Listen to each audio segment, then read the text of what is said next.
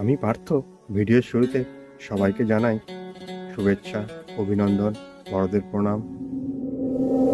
এই ভিডিওতে 3 রাত 4 দিনের একটি ট্যুর প্ল্যান তুলে ধরব, যেখানে থাকবে ভারতবর্ষের অন্যতম একটি সুন্দর রেলপথে রেলযাত্রা।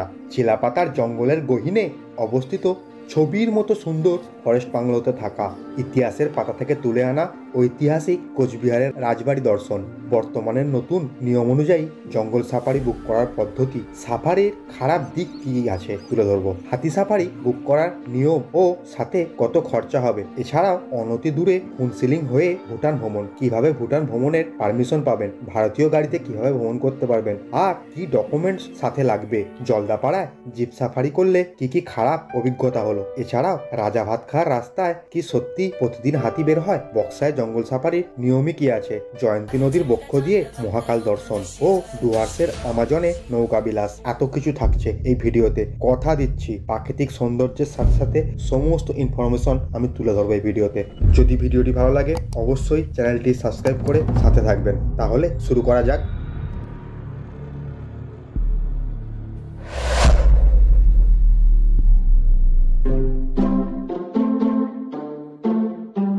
শিয়ালদা স্টেশনের 11 নম্বর প্ল্যাটফর্মে দিয়েছে কাঞ্চনকন্যা এক্সপ্রেস। কাঞ্চনকন্যা এক্সপ্রেস ধরে আমরা আমাদের যাত্রা শুরু করছি। ট্রেনটির সময় রাত্রি 8:35। এটা বসেছি কাঞ্চনকন্যা এক্সপ্রেসে। আমাদের নামা স্টেশন হাসিমারা। কালকে পারফেক্ট টাইম অর্থাৎ 8:35 শিয়ালদা থেকে ট্রেনটি ছেড়েছিল কাঞ্চনকন্যা এক্সপ্রেস। শিলিগুড়িতে একদম নির্ধারিত সময় অপেক্ষা ট্রেনটা প্রায় 15 মিনিট মতো আগে পৌঁছেছে। ট্রেনটি এখন এদিকে মুখ, এটা দাঁড়িয়ে আছে শিলিগুড়ি। এরপর ইঞ্জিন চেঞ্জ হবে, হয়ে ট্রেনটি এদিকে ইঞ্জিন লাগানো হবে এবং এদিকে সোজা আগিয়ে যাবে। এই কাঞ্চনকন্যা এক্সপ্রেস পুরোটা একদম পুরো ডুয়ার্সের এই জঙ্গলের মধ্য দিয়ে যায়, অর্থাৎ যাত্রাপথটা খুব সুন্দর হবে। আমি কিছুটা তুলে ধরবো আপনাদের জন্য। ট্রেনটি ইঞ্জিন পরিবর্তন করার পর শিলিগুড়ি স্টেশন ছেড়ে আলিপুরদুয়ারের দিকে এগিয়ে চলেছে। নির্ধারিত সময় অপেক্ষা 30 মিনিট লেটে ছাড়লো ট্রেনটি। এরপর দৃশ্যপট পরিবর্তন হলো। একপাশে সবুজ চা বাগান আর দূরে ঢেউ খেলানো পাহাড়ের হাতছানি। এটা মনকে কতটা আনন্দ দেয় তা ভাষায় প্রকাশ করতে পারবো না। একটি নাম না জানা খরস্রোতা নদীর উপর দিয়ে পার হলাম।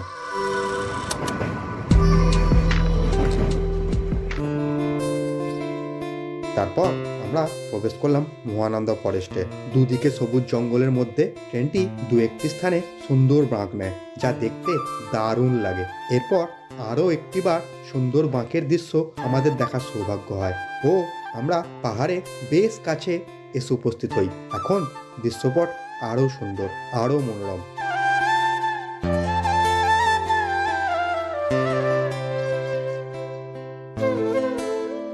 পাহাড়ি ছোড়া সর্পিল ভাবে বয়ে গেছে। এরপর সবুজ তিস্তা সুন্দরীর উপর দিয়ে আমরা চলেছি, আর দূরে হালকা কুয়াশার মধ্য দিয়েও তিস্তা করোনেশন ব্রিজ দুটি পাহাড়ের মধ্যে যোগাযোগ রক্ষা করছে।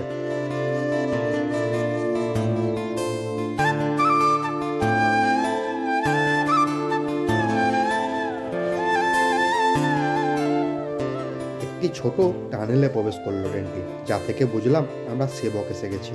আমরা প্রায় 11টার সময় নিউ মাইল জংশন স্টেশনে উপস্থিত হয়েছিলাম। বুঝতেই পারছেন ট্রেনটা একটু লেট করছে। আমরা উপস্থিত হয়েছি নিউ মাইল জংশনে। অনেকে ডুয়ার্সে যদি আমি লাটাগুড়ি বা এই দিকটা ঘুরতে চান গরুমারা, তাহলে কিন্তু এই স্টেশনটা ভালো হবে।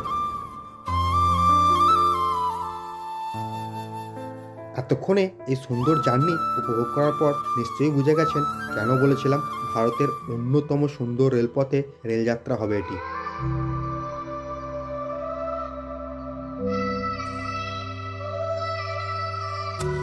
মাদারিহাট, এরপর হাসিমারা। এসে উপস্থিত হয়েছি হাসিমারা স্টেশনে। নির্ধারিত সময় অপেক্ষা আমরা 1 ঘন্টা লেট। আগিয়ে যাচ্ছি এদিকে, সামনে দিয়ে বেরিয়ে যাবো। এখান থেকে গাড়ি ধরে নেবো, গাড়ি করবো, করে যাবো মালঙ্গি লজ, WBFDC ফরেস্টের মালঙ্গি লজে। এই স্টেশন জাস্ট নেমে এখানে টোটো পাচ্ছি। তো এখান থেকে মালঙ্গি লজ রাস্তা হচ্ছে খুব বেশি হলে আমার মনে হচ্ছে 4 থেকে 4.5 কিলোমিটার রাস্তা হবে। এরা ভাড়া বলছে পার টোটো বুকিং 200 টাকা, পার হেড 50 করে চাইছে। হাসিমারা স্টেশনে 2 নম্বর প্ল্যাটফর্মে আমাদের ট্রেন নামিয়ে দেয়। এইদিকে কোনো গাড়ি নেই। 1 নম্বর প্ল্যাটফর্মের পাশে আপনারা গাড়ি পাবেন। এখানে ছোট বড় সব রকমের গাড়ি আছে।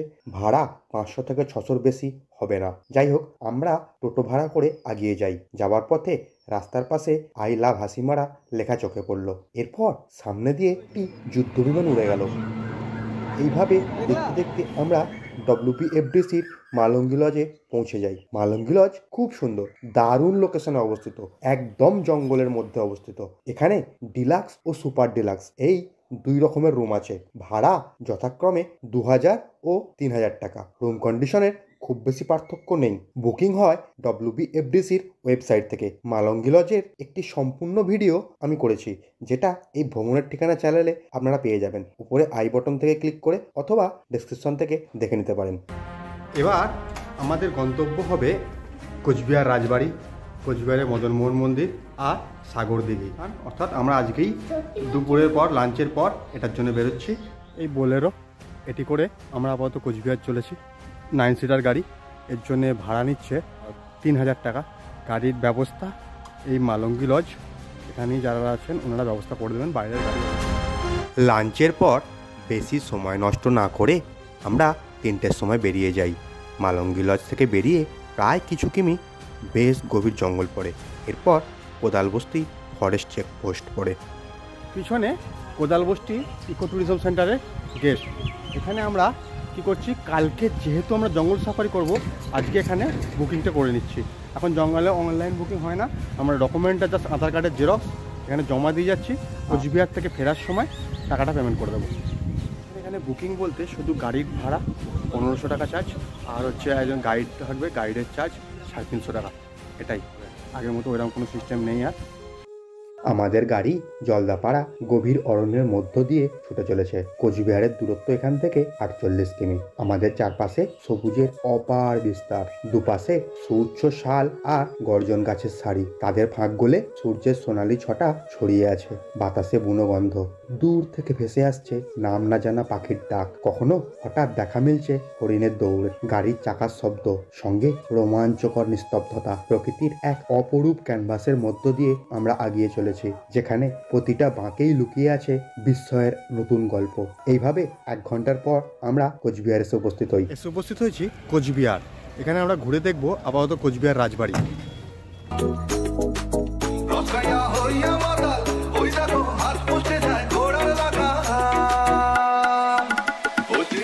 পার হেড টিকিট এন্ট্রি ফি 25 টাকা, আর কোনো রকম পলিথিনের জিনিস নিয়ে ঢুকতে দিচ্ছে না। আর একটা গুরুত্বপূর্ণ কথা, প্রতি শুক্রবার এখানটা বন্ধ থাকে, কোনো রকম এন্ট্রি হয় না। সিকিউরিটিগুলো ওই মাসের থেকে কঞ্চির দরদ যেমন বেশি হয়, সেরকমই এক প্রকার বিহেভিয়ার ওদের, মানে একদম জাতা। কোচবিহার রাজবাড়ি পশ্চিমবঙ্গের অন্যতম রাজকীয় স্থাপনা, যা 1887 সালে মহারাজা নৃপেন্দ্র নারায়ণ নির্মাণ করেন। ইউরোপিয়ান রেনেসাঁ স্থাপত্য শৈলীতে নির্মিত এই রাজবাড়ি ভিক্টোরিয়াল গথিক এবং ক্লাসিক্যাল নকশার এক অনন্য নিদর্শন।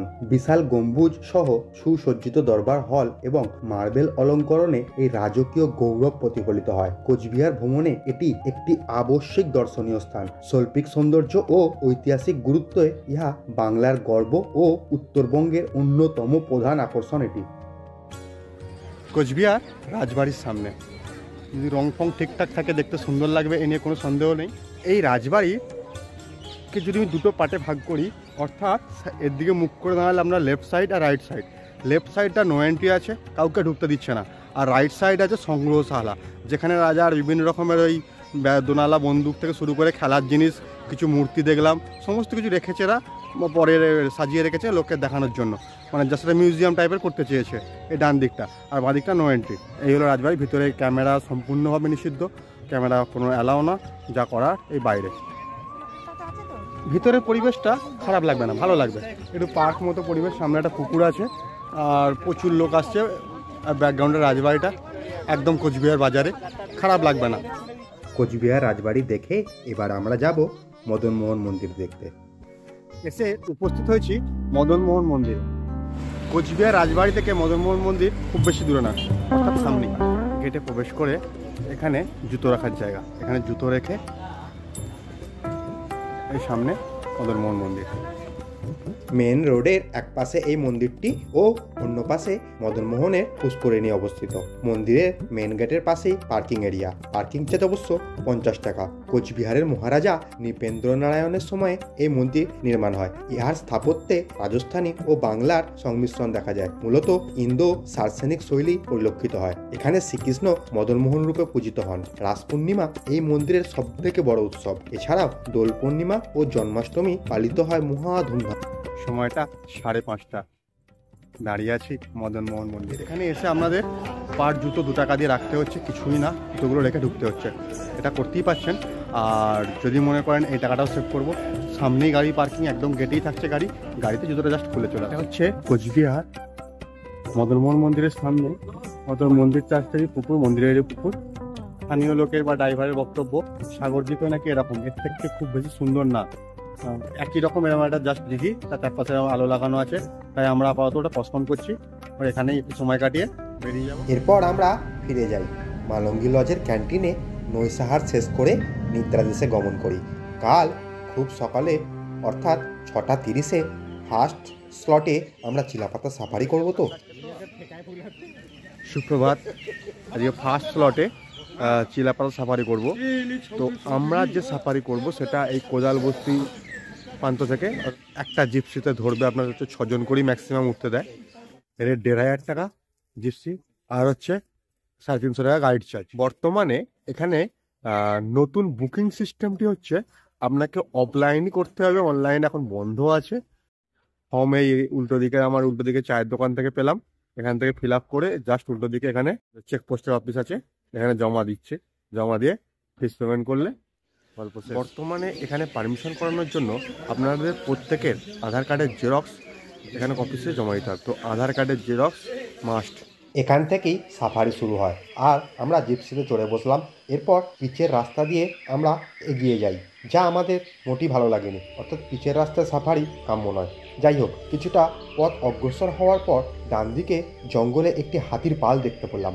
হাতির পালের সঙ্গে একটি বাচ্চা হাতিও ছিল। সবুজ উদ্ভিদ ভেঙে মুখের মধ্যে চালান করছিল দলটি। সাফারির শুরুতে এমন একটি দৃশ্য দেখব এটা মোটেই আশা করিনি। প্রভূত উত্তেজনার সাথে দৃশ্যটি উপভোগ করতে করতে আমরা এগিয়ে যাই। সামনে একটি ভারতীয় বাইসন দেখতে পাই, যার পিঠে বসে আছে একটি বক। এরপর আরও একটু অগ্রসর হয়ে আমরা কালো পিচের রাস্তা ছেড়ে ডান দিকে জঙ্গলের কাঁচা রাস্তায় প্রবেশ করি। এই পথ ধরে এগিয়ে গেলে আমরা সিসিল্যান্ডের দিকে পৌঁছাবো।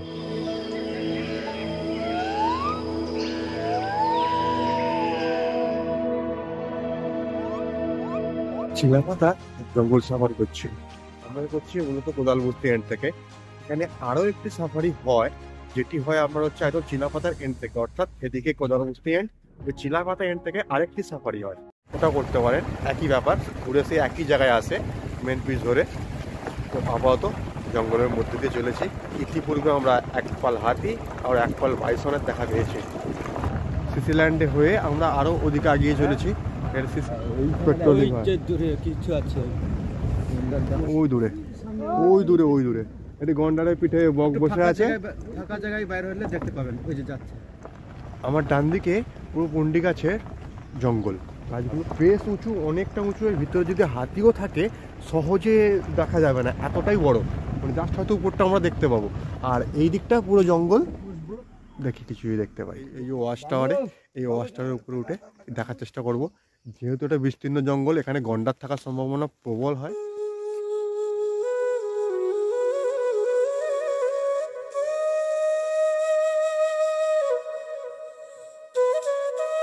আমরা ওয়াচ টাওয়ার থেকে নেমে ফেরার রাস্তা ধরলাম। সামনে খোলা রাস্তার উপর দাঁড়িয়ে আছে এক মনোমুগ্ধকর নীল সবুজ ময়ূর। সূর্যের আলোয় তা ঝলমলে পালকগুলি যেন রঙিন রত্নের মতো চকচক করছে। প্রকৃতির এক জীবন্ত শিল্পকর্ম। পালকের উজ্জ্বল নীল, সবুজ ও সোনালী রঙে এক অপূর্ব সমারোহ তৈরি করেছে। তার তীক্ষ্ণ চোখজোড়া সর্বদা চারপাশে পর্যবেক্ষণ করছে, আর সে তার শিখর ভিত্তিক নাচের মাধ্যমে সঙ্গীর মন জয়ের প্রস্তুতি নিচ্ছে। প্রকৃতির এই রাজকীয় সৌন্দর্য সত্যি অভূতপূর্ব।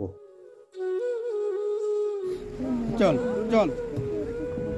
ইনি আমাদের গাইড, ইনি সমস্ত কিছু ভালো, খুব দারুণ বলে দিচ্ছেন, কোথায় কি আছে দাঁড়িয়ে দেখাচ্ছেন। আর আমরা এই যে চলেছি মাওবাদী। ঠান্ডা প্রচুর আছে, ফেব্রুয়ারির এন্ড, তাও প্রচুর ঠান্ডা। এদিকটায় গিয়েছিলাম চিলাপাতা, ওইখানে গিয়ে ওয়াচ টাওয়ারটা ওখানটা ঘুরে এলাম, এসে আবার এই মেন পিচের রাস্তায় উঠেছি কোদাল বস্তির জঙ্গলে। ওখানে একটু কোর এরিয়াতে ঢুকে দেখবো। এদিকে বেরিয়ে গেছে চিলাপাতা এন্ড, আর এটা চলে গেছে কোদাল বস্তি। চিলাপাতা জঙ্গল ডুয়ার্সের এক অরণ্যময় স্বর্গ, যেখানে প্রকৃতির অদ্ভুত মায়াজাল ছড়িয়ে রয়েছে। এই জঙ্গলে সাফারি করার সময় চোখে পড়বে বিশাল বিশাল শাল, সেগুন ও অন্যান্য উঁচু গাছ, যেগুলোর ফাঁক দিয়ে ছায়াময় আলো আঁধারি এক রহস্যময় পরিবেশ সৃষ্টি হয়েছে। গভীর অরণ্যের মাঝে হঠাৎ দেখা মিলতে পারে হাতির পাল, চিতাবাঘ কিংবা বুনো শুয়োরের। এছাড়া এই জঙ্গলে প্রচুর হরিণ, গাউর অর্থাৎ ভারতীয় বাইসন এবং বিভিন্ন প্রজাতির পাখির আনাগোনা লক্ষ্য করা যায়। জঙ্গলের মধ্য দিয়ে বয়ে চলা বুড়িতোর্সা নদী এই জায়গাটিকে আরো মোহময়ী করে তুলেছে। গাইডের কথায় জানা যায় এই জঙ্গলে লুকিয়ে আছে বহু কোচ রাজবংশের ধ্বংসাবশেষ, যা এই স্থানের ঐতিহাসিক গুরুত্ব বাড়িয়ে দেয়। এখানে প্রকৃতির নিবিড় সৌন্দর্য ও বন্য প্রাণীর এক অসাধারণ সংমিশ্রণ সত্যিই রোমাঞ্চকর অভিজ্ঞতা এনে দেয়। কোদাল বস্তি থেকে শুরু করে আমরা প্রথমে গেলাম সিসিল্যান্ডের ওখানে ওয়াচ টাওয়ারে, ওখান থেকে ঘুরে তারপর ব্যাকে এসে আবার এই কোদাল বস্তির রেঞ্জের একটা সাইড দিয়ে ঢুকে এটা আর একটা দিক দিয়ে সোজা গিয়ে আমরা আবার অফিস হচ্ছে ওখানে গিয়ে উঠবো। আর ওখানেই তাহলে এই সাফারি শেষ হবে। জঙ্গল সাফারি করে কোদাল বস্তি রেঞ্জ অফিসের সামনে চায়ের দোকান থেকে চা, বেশ ভালো লাগছে। মালঙ্গি থেকে আপনাদের এই কোদাল বস্তি যেখানে সাফারি হয় এই রাস্তাটা আসার জন্য আপনাকে এক্সট্রা করে গাড়ি ভাড়া করে আসতে হবে। এটার জন্য গাড়ি ভাড়া নেয় 300 টাকা। এই হলো মালঙ্গি লজ। মালঙ্গি লজে এনভায়রনমেন্টটা টোটাল পার্কের মতো, খুব সুন্দর। যারা নিরিবিলি পছন্দ করেন, নিরিবিলিতে থাকতে চান, একটা দুটো দিন ছুটি কাটাতে চান, তাদের জন্য এই মালঙ্গি লজ কিন্তু দারুণ হবে। সকালে চিলাপাতা সাফারি করে আসার পর এরপর আমরা বেরোচ্ছি ভুটানে ফুড সিলিংয়ের উদ্দেশ্যে। আমরা প্রথমে যাবো জয়গাঁও হয়ে ভুটান। তার আগে আমরা এখানে হোটেলে ব্রেকফাস্ট করি। আমরা এখান থেকে প্রথম যাব হচ্ছে জয়গাঁও। রাস্তা হবে এখান থেকে 30 কিলোমিটার মতো। এসে উপস্থিত হয়েছি জয়গাঁও থেকে ভুটান বর্ডারে। এখানে এন্ট্রি করব, আমরা যাবতীয় রুল তুলে ধরবো, তারপর ভুটানে যাব। আমরা এখন আছি ওয়েস্ট বেঙ্গল। এই যে ভুটানের গেট। আপনারা যারা ভুটান ঘুরতে আসতে চাইছেন, ফুড সিলিং হয়ে ভুটানে ঢুকে ভুটানের সামনে কিছুটা ঘুরবেন, তারা কিভাবে নিজের গাড়িতে ঘুরতে পারবেন সেই তথ্য কিন্তু আমি এটা দিচ্ছি। ভুটানে সচরাচর যেটা হয়, এখানকার গাড়ি নিয়ে আপনাকে ঘুরতে হয়। ভুটানের গেট এই জাস্ট এসে এখান থেকে ভিতরে ঢুকে যাবেন। গিয়ে এখানে আপনারা বায়োমেট্রিটা করিয়ে নেবেন। খালি ভোটার কার্ড নিয়ে আসবেন, ভোটার কার্ড দিয়ে বায়োমেট্রি করিয়ে নেবেন। হুনসিলিং হলো ভুটান প্রবেশের একটি পথ। ভুটান প্রবেশের গেটের পাশে একটি জল ট্যাঙ্ক গেছে। এর পাশের গলি দিয়ে একটু পথ যাবার পর সামনেই অফিস পাবেন। ওখানে ভোটার কার্ড শো করুন এবং ফিঙ্গারপ্রিন্ট দিয়ে এন্ট্রি করিয়ে নেবেন। এটা সম্পূর্ণ ফ্রি, নাইট স্টে না করলে কোনো টাকা লাগেই না। মাথায় রাখবেন, এখানে আধার কার্ড কিন্তু অ্যালাও না। আমরা ভুটানে প্রবেশ করেছি এবং হাসিমারা থেকে যে গাড়িতে আমরা এসেছি ওই গাড়িতেই আমরা চলেছি ভুটানে। একটু মন দিয়ে আমার বক্তব্য শুনুন। ভুটান ঘুরতে হলে আপনারা হাসিমারা বা ওয়েস্ট বেঙ্গলের যেখান থেকে গাড়ি ভাড়া করছেন, প্রথমেই আপনাদের কাজ হচ্ছে কথা বলে নেওয়া। আমরা এই গাড়িতেই ভুটান ঘুরবো, আমরা ভুটানে গিয়ে গাড়ি চেঞ্জ করব না। আপনাকে সেই ব্যবস্থা করতে হবে। যদি ড্রাইভার বা সংশ্লিষ্ট লোক হ্যাঁ বলে তাহলেই সেই গাড়ি ভাড়া করবেন, নচেত না। আরও একটি তথ্য বলে রাখি, আপনারা যদি শুধু ভুটানে নাইট স্টে করতে চান, সেক্ষেত্রে ভুটানে per day per person night স্টের জন্য এখানে পারমিশন করাতে হবে। পারমিশনের খরচ হচ্ছে 1200 টাকা পার ডে। যতদিন থাকবেন, যেমন ট্যুর হবে সেই অনুযায়ী আপনারা আগে পারমিশন করিয়ে নেবেন। আর পারমিশন করানোর জন্য যে নাম্বার বা যা দরকার সেটা নাম্বার আমি ডেসক্রিপশনে দিয়ে রাখবো।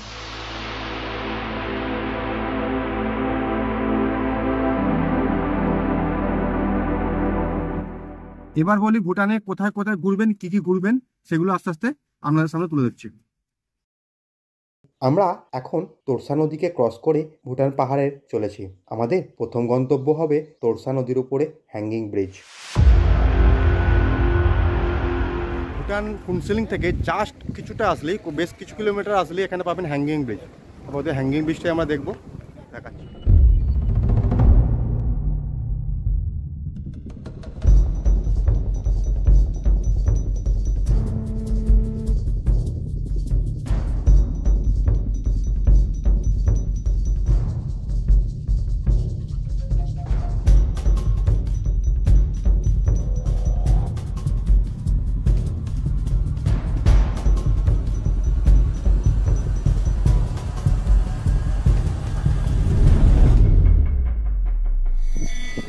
দিয়ে বয়ে গেছে তোরসা নদী, আর তোরসা নদীর উপরে এই হ্যাঙ্গিং ব্রিজ। আপাতত দাঁড়িয়ে আছি এই হ্যাঙ্গিং ব্রিজের ওপরে, ওখানে যাওয়া আসা ভালো। প্রকৃতির অপার সৌন্দর্যের মধ্যে এক বিস্ময়কর সৃষ্টি, যা পর্যটকদের জন্য দারুণ। বৃষ্টি পার হতে গেলে অনুভূত হয় এক রোমাঞ্চকর অভিজ্ঞতা। পায়ের নিচে নদীর গর্জন আর চারপাশে সবুজ পাহাড়, সাথে নির্মল বাতাস। স্থানীয় মানুষদের জন্য এটি শুধুমাত্র যাতায়াতের মাধ্যম নয়, বরং ঐতিহ্যের একটি অংশ। সৌন্দর্য আর অ্যাডভেঞ্চারের সংমিশ্রণে এই ব্রিজ পর্যটকদের জন্য অবিস্মরণীয় অভিজ্ঞতা এনে দেয়। নিচে সাইডে হ্যাঙ্গিং ব্রিজ, এই যে হ্যাঙ্গিং ব্রিজ, আর পাশেই একটি বড় সেতু করা আছে।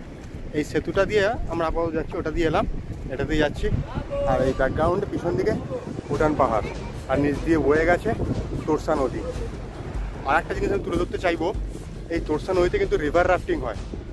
দেখুন, তার জন্য এখানে বোট, যাবতীয় ইকুইপমেন্ট এখানে নিচে রাখা আছে দেখছি। এখানে রিভার রাফটিংয়ের ভালো সুবিধা আছে, তবে জলের যা পরিস্থিতি, জলটা দেখে মনে হচ্ছে রিভার রাফটিং এখানে ভালো হবে। আপনারা যারা হাসিমারা ওখানে আসছেন, হাসিমারা থেকে আসছেন, আপনারা থাকছেন হাসিমারা, ডুয়ার্সের একটা পার্ট যেখানে চিলাপাতা পাচ্ছেন, তো এই অংশে যদি থাকেন, সাইট সিন তো করবেন। সাইট সিন করার সময় গাড়ি প্রয়োজন হলে অবশ্যই একটা 9 সিটার গাড়ি আছে। 9 সিটার গাড়ির জন্যে বা গাড়ির যে কোনো প্রয়োজনে এই দাদার সঙ্গে কন্ট্যাক্ট করে নিতে পারেন। এই দাদার সঙ্গে আমরা ঘুরছি, দাদার ব্যবহার কথাবার্তা খুব ভালো, নিঃসন্দেহে কন্ট্যাক্ট করতে পারেন। দাদা যদি নামটা একটু বলেন। আমার নাম তাপস মন্ডল। আর কন্ট্যাক্ট নাম্বারটা? কন্ট্যাক্ট নাম্বার হলো 7319107779। ওল্ড হাসিমারা আমার স্ট্যান্ড আছে, রেলওয়ে স্টেশনে আমাকে পেয়ে যাবে। হ্যাঙ্গিং ব্রিজ হয়ে আমরা এসেছি হারবন্দি গুম্ফায়, খুব বেশি দূরে নয়, পুনসেলিন থেকে খুব কাছেই। এখান থেকে গিয়ে সামনে যেখানে টিকিট কাউন্টার, পার হেড টিকিট হচ্ছে 30 টাকা। 30 টাকা করে পার হেড টিকিট কেটে আপনাকে ভিতরে যেতে হবে। মনস্ট্রির সামনে এরকম একটা উঁচু প্লেস আছে, দু একটা গাছ আছে, সবাই এখানে বসে আড্ডা মারছে। ওখানে একটা ভিউ পয়েন্ট করা আছে, বেশ দারুণ লাগবে। এখান থেকে যে পিছনে মনস্ট্রিটা, এই মনস্ট্রিতে উঠে একটা জিনিস খুব ভালো লাগছে, এই মনস্ট্রির উপর থেকে নিচে পুরো ভুটানের শহর, আর পাশ দিয়ে বয়ে গেছে তিস্তা নদী, সরি তোরসা নদী। বেশ দারুণ লাগছে, আর তার উপরে পাহাড়টা, দারুণ লুক, দারুণ look, মন ভালো করে দেবে।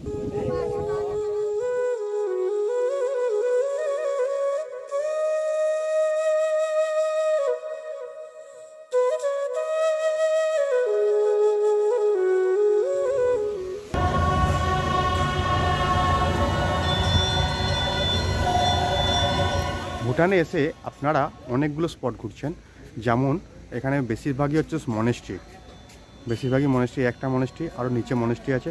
প্রতিটা মনেস্ট্রির জন্য এন্ট্রি ফি আছে, কোনোটা 30 টাকা, কোনোটা 50 টাকা। যেমন ক্রোকোডাইল প্রজেক্ট বর্তমানে বন্ধ হয়ে গেছে। কিছু মনেস্ট্রি আর হ্যাঙ্গিং ব্রিজ, এগুলো ঘুরে আপনারা ব্যাকে যেতে পারেন। ভুটান ফিরে এসে আমরা ঠিক করেছি জলদাপাড়া একটা সাফারি করব। তো এখানে লাস্ট যে সাফারিটা হয়, অর্থাৎ বিকাল থেকে সন্ধ্যা পর্যন্ত, ওই সাফারিটা করব। তো এখন বুকিং কাউন্টারের দিকে চলেছি, দেখি কি হয়। আমরা জলদাপাড়া ট্যুরিস্ট লজ অ্যান্ড রেস্টুরেন্টে লাঞ্চ কমপ্লিট করি। তারপর অনতি দূরে সাফারি বুকিং অফিসে লাইনে দাঁড়াই। সাফারি বুকিংয়ের টাইম, বুকিং প্রসেস সমস্ত কিছু আমি পরে বলছি। বুকিং অফিসের সামনেই জিপসিগুলো দাঁড়িয়ে থাকে, অর্থাৎ এখান থেকে আপনাকে নির্ধারিত গাড়িতে উঠতে হবে। একদম জাস্ট সামনে ফরেস্ট অফিস, আর সামনে এখান থেকে যাবতীয় গাড়িগুলো। জলদাপাড়া সাফারিটা হচ্ছে আমরা স্লট 3:30 থেকে। আমরা জিপসিতে চড়ে সাফারি শুরু করেছি এবং আমরা জলদাপাড়া ন্যাশনাল পার্কে ফার্স্ট গেট পার হয়ে ভিতরে প্রবেশ করলাম। জলদাপাড়া সাফারিতে বেশ কিছুক্ষণ আমরা আসছি, এখনো পর্যন্ত এখান থেকে গাড়িটা যাচ্ছে, এটা জঙ্গলের মূলত একটা ধার থেকে, আর এদিকে 30 হাত দূরে বাউন্ডারি। বুকিং করতে হলে আপনাদের এই বিকালের সাফারিটা শুরু হয় হচ্ছে দুপুর 2:30টার সময় কাউন্টার খোলে। 2:30টার সময় কাউন্টারে আপনারা এসে লাইন দেবেন এবং কাউন্টার থেকে ফর্ম সংগ্রহ করে ফিল আপ করুন এবং প্রত্যেকের আধার কার্ডের ফটোকপি সহযোগে কাউন্টারে জমা দিন। এরপর কাউন্টার থেকে যে রিসিপ্ট কপি পাবেন তা ওই কাউন্টারের পাশে বসা ড্রাইভারদের দেবেন এবং সাথে 1500 টাকা গাড়ির ভাড়া ও গাইড চার্জ 350 টাকা এটা দেবেন। ওনারা একটি রিসিপ্ট দেবে এবং গাড়ির নম্বর সহ বলে দেবে। এরপর যদি আপনারা এই বিকালের টাইমে যদি ট্রাইবাল ডান্স দেখেন তাহলে আরও এক্সট্রা 50 টাকা। যাই হোক, আপনি নির্দিষ্ট গাড়ির কাছে চলে যাবেন। অনলাইন বুকিং বন্ধ হয়ে যাওয়ার পর এখন চূড়ান্ত অব্যবস্থা দেখলাম। পিক আপ টাইমে, অর্থাৎ যদি পর্যটক বেশি থাকে তাহলে সাফারি বুক করতে পারবেন কি কোনো নিশ্চয়তা নেই। আশা করি বুঝতে পারছেন আমি কি বলতে চাইছি।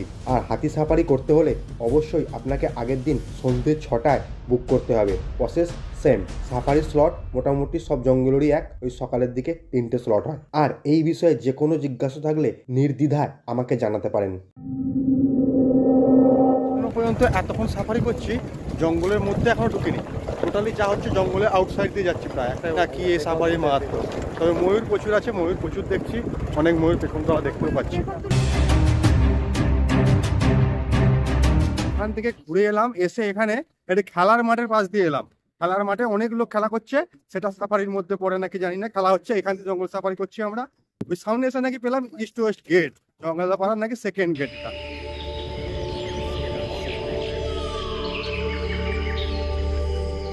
সব গাড়িগুলো এসে একসঙ্গে এখানে দাঁড় করিয়ে দিয়েছে। এই উপরে ওয়াচ টাওয়ার থেকে সবাই উপরে একটি গন্ডার দেখছে, দেখা যাচ্ছে একটা গন্ডার। এগুলো ঠিক আছে, ভালো। আর সামনে এখানে এই যে হাতিগুলো আছে ফরেস্টের, কিন্তু যিনি গাইড কোনো ভূমিকা নেই, জিরো। মানে এমন মনে হচ্ছে নিজেরা টাকা দিয়ে কোনো আত্মীয়কে ভাড়া নিয়ে এসে গাড়িতে বসিয়ে রেখেছি, স্বমহিমায় নিজের মতো করে আসছে। কি যুক্তিকতা, কি যুক্তি এরকম গাইডের আমি বুঝি না। আমার মনে প্রশ্ন করা উচিত যে এরকম গাইডের কী দরকার, কেন নেব? ছোটোবেলা বইয়ের পাতা থেকে পড়ে আসছি জলদাপাড়া, বিখ্যাত এক সিংহ গন্ডারের জন্য। জঙ্গলটা দেখেও মনে হলো তৃণভূমি বিস্তীর্ণ, গন্ডার থাকার সম্ভাবনা প্রবল আছেও। কিন্তু সাফারির যা সিস্টেম, যেভাবে সাফারি হচ্ছে, তাকে জঙ্গল সাফারি বলা কতটা যুক্ত জানি না। সাফারি বুক করার আগে, সাফারি করার আগে অবশ্যই একবার ভেবে চিন্তে করবেন। পুরো চাওয়াস একটা জিনিস, একসঙ্গে গুচ্ছের গাড়ি আসছে, থাকলেও দেখতে পাবেন না। আমরা যে গাড়িতে এসেছি আরও খারাপ।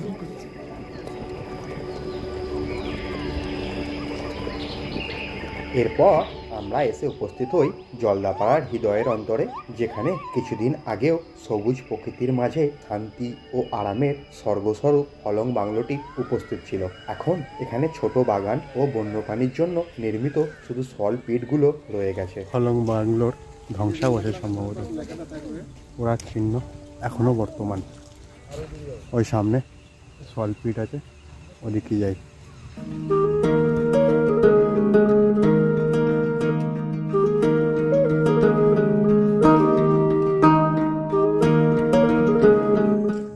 বাংলোর সামনে এসে এই সামনে ওই যে দেখুন সলপিট। হলং বাংলোর ওখান থেকে ঘুরে এসে এখানে একটি ট্রাইবাল নৃত্য আছে, ট্রাইবাল ড্যান্স হবে, ওখানে চলেছে।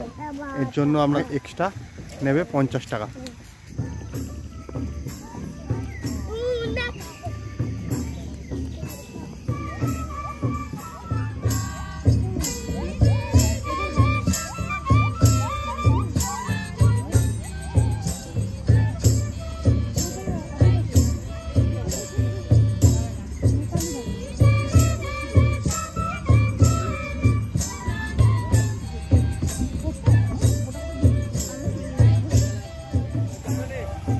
এই হলো ট্রাইবাল ডান্স, ভালো লাগবে, আসতে পারেন। এরপর জঙ্গলের সবটুকু আলো নিকোয়াস কালো আধার গিলে খেতে শুরু করে এবং আমরা ফিরে যাই মালঙ্গি লজে। এই ভিডিওটি এখানেই শেষ করছি। আর যে অংশটি বাকি আছে, অর্থাৎ বক্সা, জয়ন্তীর মহাকাল, ডুয়ার্সের আমাজন, এই সমস্ত অংশটা আমি পরের পার্টে নিয়ে আসছি আপনাদের জন্য। আপাতত ধন্যবাদ।